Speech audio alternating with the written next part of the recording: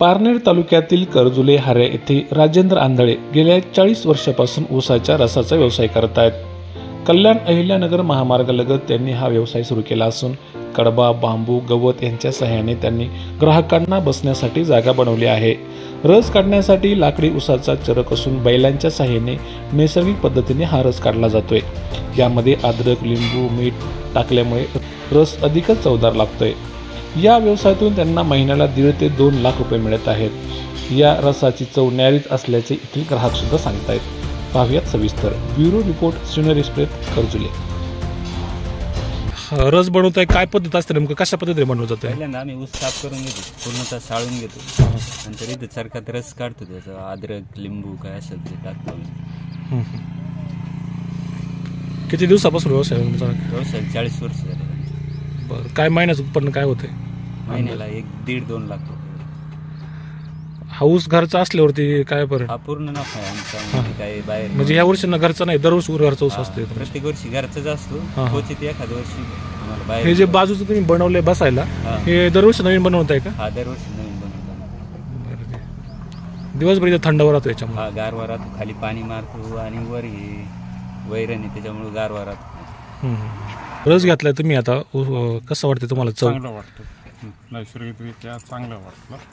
म्हणजे बर्फ वगैरे जास्त प्रमाणात, म्हणजे ऊस जो बाहेर रस मिळतो तुम्हाला त्या मशीनवर, बर्फ मिक्स जास्त असतं. नाही, चव वेगळी वाटते का तुम्हाला याच्यामध्ये? चव निश्चित वेगळा वाटतो.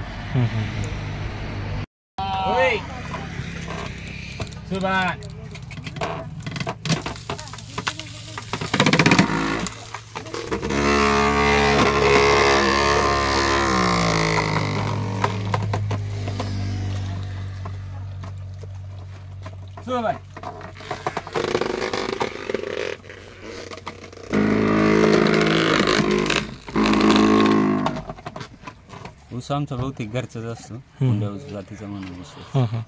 दिवसात काय उत्पन्न होतं? काय किती ग्लास जातात? काय ग्राहक येतात? 100-200 ग्लास जातात दिवसात. किती उत्पन्न मिळतं दिवसभरामध्ये तुम्हाला? 4 ते 5 हजार किंवा 6 हजार जसं दिवस. काय ऊसाचं वैशिष्ट्य काय आता तुम्ही?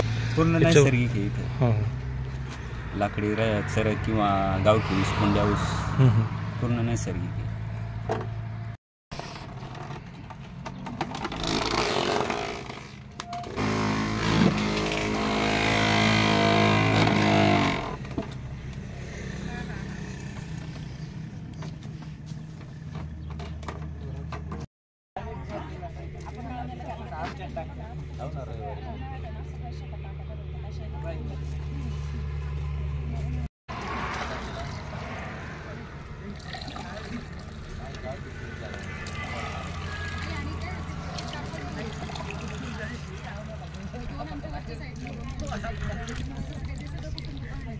साइड